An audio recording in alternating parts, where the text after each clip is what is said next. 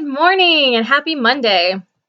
So, welcome to this week's videos. This first PowerPoint slide is going to be in two parts. I tried recording it earlier today and it would not upload to YouTube. So, we're going to do it in two parts. And let's see what else. Oh, the note guide. I have given you the entire note guide. So, you can either print those off if you have access to a printer, or if you don't, as we go through the slide, I'm going to try to tell you what to write down. So let's get started. A New Civilization in Europe. You could also title these the Early Middle Ages.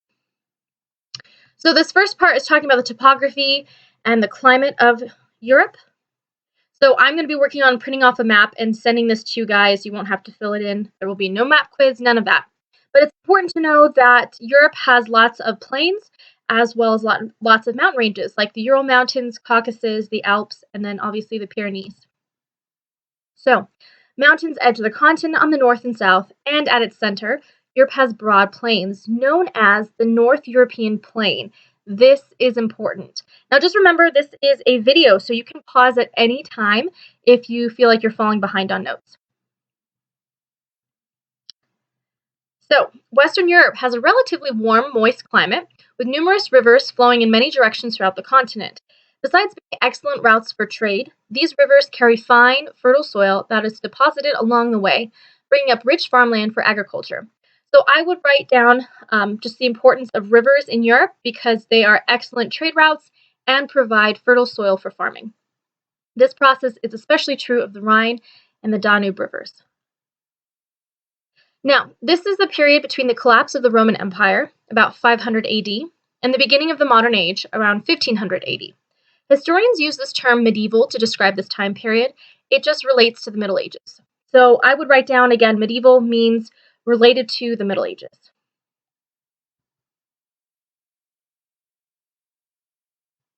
Now we get into greater detail. In 717, a leader named Charles the Hammer Martel reunited the Frankish kingdoms located in present-day France and Germany. In 732, he would defeat the Spanish Muslims who had crossed the Pyrenees Mountains from Spain to conquer additional land in Europe. And this is Charles the Hammer. Martel's son Pepin the Short became the first king of the Carolingian dynasty. I had to make sure I looked it up and pronounced it properly. So Carolingian. And this is Pepin the Short. Now, Pepin's son Charles became one of the most important rulers of the Middle Ages. History knows him as Charlemagne, or Charles the Great. Now, in case you didn't already notice, Charles is quite a popular name during the medieval period. Charles, I know that you're appreciating this right now. So it's important to specify which Charles you're taking notes on, okay? And this is Charlemagne. Charlemagne became king of the Franks upon his father's death. He defeated the Saxons and the Lombards to expand his empire to include most of Western and Central Europe. He even crossed the Pyrenees to defeat the Moors of Spain, but he was unsuccessful, even though he won most of his battles. However, due to his successful battles, the Moors never attempted to raid Europe again. So we see the Frankish kingdom here, and then these are the conquests that Charlemagne added during his reign. Now, Charlemagne encouraged law and learning within his empire. He was a very devout Catholic. He depended on the support of the church, especially the Pope. On the other hand, the church benefited from Charlemagne's efforts to create a Christian empire. So it was a mutual relationship where the Pope gave his blessings, and essentially blessings from God, for Charlemagne to rule, and in exchange, Charlemagne offered protection with his armies to the Pope. So this picture depicts the two. I like this fiction mostly because he looks super awesome, but Monty Python reference here, the holy hand grenade, that's not what it is, but it's meant to represent the church, Christ, and military. And a very blurry map, but this is Charlemagne's empire by his death in 814. When Charlemagne died in 814, his son Louis I became emperor. After his death, his sons, so the sons of Louis I, did not have the ability of their father or their grandfather, and therefore divided the empire amongst themselves. This allowed the empire to grow quite weak and unstable. The decline of Frankish rule meant the empire was not able to properly defend its people from attacks by raiders such as the Vikings.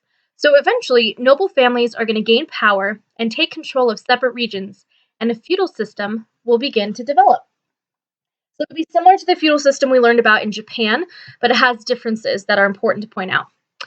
So, check for understanding. It's the only time I'll sing it in this video, I promise. All right, what is the fertile heart of the European continent? Well, based on your notes, the correct answer is the North European plain. What is the importance of Europe's rivers, such as the Rhine and the Danube? Well, they carry fertile soil to farms. Please don't let this trade throw you off. The statement says they act as barriers, which means they would prevent trade, but that's the exact opposite of what they did. The rivers actually allowed for more trade. Which term do historians use to refer to the Middle Ages? That would be medieval. And again, if you guys noticed from last week's videos, the quizzes that I gave, or the 5 quiz questions, were based directly from these check for understanding questions. So please, please, please, if nothing else, write down the question and write down the answer. The quizzes are open notes, okay? Should be no confusion.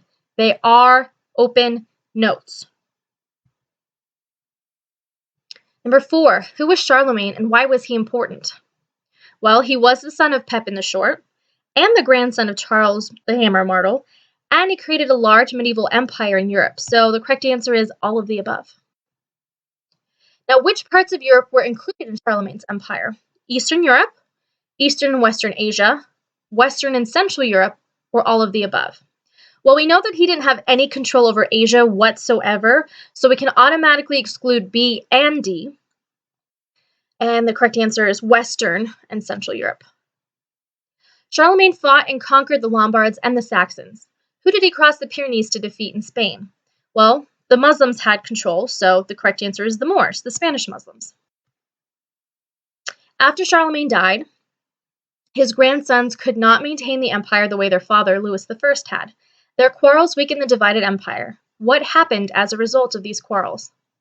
Well, noble families took control and feudalism began. Now, this is a discussion question I'd like to go over in student hours tomorrow. Student hours are tomorrow at 2 p.m. or Thursday. So normally they're on Fridays, but because this Friday is that Easter/April long weekend, we won't have classes on Friday, so I'm bumping it back to Thursday. So just something to think about in the meantime, it won't be on the quiz. Why do you think Charlemagne and Pope Leo III, who was the Pope at the time of Charlemagne's reign, needed the support of each other? So we're going to move quickly into the spread of Christianity before dipping out, and then I'll start a second video for part 2, feudalism. After the collapse of the Roman Empire, the diffusion or spread of Christianity was accomplished by monasteries and missionaries. Many monasteries trained monks to become missionaries, who then went out to speak to the common people of Europe about Christ. And this is a depiction of a monastery and a monk. So during this time, religious orders were founded. A religious order is a community of men or women devoted to prayer and service and bound by certain vows. In the early 500s, an Italian monk named Benedict of Nursia witnessed the increasing greed and corruption in the Roman Catholic Church. So he decided to become a hermit and live basically in a way where he gives up all of his possessions and resists and withdraws from the temptations of the world. However, God is going to speak to him, he'll have a change of heart, and he'll decide to start a monastery with strict rules of behavior to train monks who would then become real messengers of Christ. And this is a depiction of Saint Benedict. And there are Benedictine monks and priests still alive today. And that was his monastery. St. Patrick was a British-born Christian who traveled to Ireland to convert the Irish to Christianity. We just celebrated his feast day back in March. And there's also a fun story about him leading, or not really leading, more like driving the snakes out of Ireland. And the next saint we're going to talk about is St. Boniface, who was called the Apostle of Germany for his successful efforts to convert various German tribes to Christianity. So basically, St. Boniface's story is he goes into these German tribes where they are practicing paganism. And A lot of pagan beliefs use natural things around them to either represent or actually be gods. So in this case, there is this old oak tree that represents a pagan god. And so St. Boniface walks into this village and is like, hey, there's this dude named Jesus Christ that you really need to know about. And he is actually the one who loves you unconditionally and wants to save you, right? And these people are like, you're crazy. We worship this tree. So, go on and get. St. Boniface basically challenges their gods and says, I'm going to chop down your tree and I'm going to prove to you that your gods don't exist. So obviously everybody's up in arms. They're so angry. And St. Boniface chops down their tree. And nothing happens to him. So because of this, so many people converted to the Christian faith.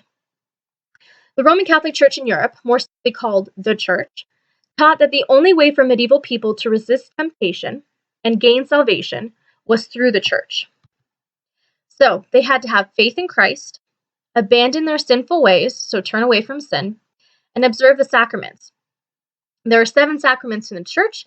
They include baptism, communion, confession is also another one. The idea that salvation could only be achieved through the Church gave the Roman Catholic Church great power and influence. Eventually, most peoples of Europe were united under one faith, Christianity.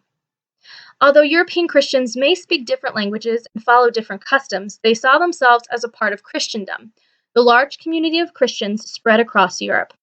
Also, an interesting fact for you, at the time that this was all going on, well into 1960, every church you went to that was a Roman Catholic church said Mass in Latin. No matter what country you're in, no matter where you were, no matter what language people spoke there, it was said in Latin. Now that changed in the 1960s, but up until that point, every Roman Catholic church was their rites were said in Latin. How did missionaries convert Europeans to Christianity? Well, they traveled across Europe speaking to the common people. How did Benedict of Nursia deal with the greed and dishonesty he saw in Rome? He first became a hermit and later started a monastery. Now, for the quiz this week, I'm not going to be probably putting in a lot of these saint-based questions. They're really interesting and really awesome people that if you want, you can look into, but I'm not going to require that you memorize these or anything. Also, you can use your notes, guys. Please don't forget to use your notes during the quiz. The British-born missionary who converted Ireland to Christianity was St. Patrick. And what was the significance of St. Boniface cutting down an oak tree? Well, he wasn't punished by the pagan gods, and that helped him spread Christianity to the German tribes. According to the Catholic Church, the only way to resist temptation and reach salvation was through the Church. The large community of Christians across medieval Europe, are also known as Christendom.